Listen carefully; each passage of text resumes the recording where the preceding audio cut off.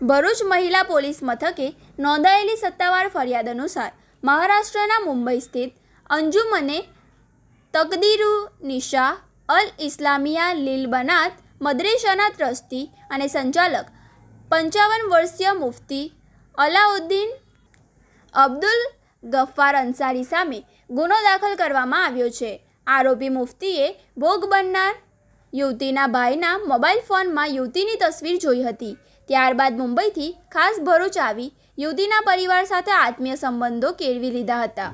આરોપીએ યુવતીના પિતાને દીકરીના ધાર્મિક અને કોલેજ શિક્ષણનો સમગ્ર ખર્ચ પોતે ઉઠાવશે તેવી લાલચ આપી પૂર્ણ વિશ્વાસમાં લીધા હતા.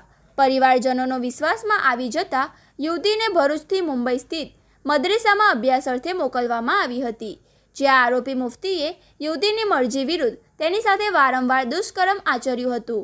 આ શારીરિક શોષણ દરમિયાન યુવતીને 2 વખત ગર્ભ રહી જતા આરોપીએ બળજબરીથી ગોળીઓ ખવડાવી ગર્ભપાત કરાવ્યો હોવાનો પણ ગંભીર આરોપ ફરિયાદમાં કરાવવામાં આવ્યો છે. આરોપીના સતત માનસિક અને શારીરિક અત્યાચારથી કંટાળીને આખરે યુવતી મુંબઈથી પોતાના વતન ભરૂચ પરત ફરી આવી હતી. યુવતી ભરૂચ પરત આવ્યા બાદ પણ આરોપી તેનો પીછો છોડતો ન હતો. આરોપી ટેલિફોન દ્વારા તથા ભરૂચ રૂબરૂ આવીને યુવતી પર પોતાની સાથે મુંબઈ આવવાના સતત દબાણ કરતો હતો. યુવતીએ મક્કમતાથી ઇનકાર કરતા આરોપીએ તેની પાસે નિકાહનામું હોવાનો દાવો કરી બોગસ નિકાહનામામાં ફસાવી દેવાની ધમકી આપી હતી. આ ઉપરાંત આરોપીએ યુવતીના અંગત ફોટા સોશિયલ મીડિયા પર વાયરલ કરી દેવાની અને તેને જાનથી મારી નાખવાની ધમકીઓ પણ આપી હતી. આખરે યુવતીએ હિંમત ભેગી કરી સમગ્ર આપવીથી પોતાના માતા પિતાને જણાવી હતી. આ અંગે મહિલા પોલીસ મથકના PSI વૈશાલી આહિરના માર્ગદર્શન હેઠળ યુવતીએ ફરિયાદ નોંધાવી હતી. કેસની ગંભીરતાને ધ્યાને લઈને વધુ તપાસ શહેર A ડિવિઝન પોલીસ મથકને સોંપાઈ હતી.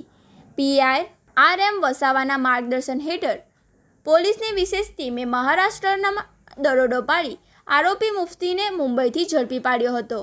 આરોપીને ભરૂચ લાવી કોર્ટમાં રજૂ કરાતા 2 દિવસના રિમાન્ડ મંજૂર કરવામાં આવ્યા છે અને A ડિવિઝન પોલીસે વધુ ઊંડાણપૂર્વક તપાસ ચલાવી રહી છે.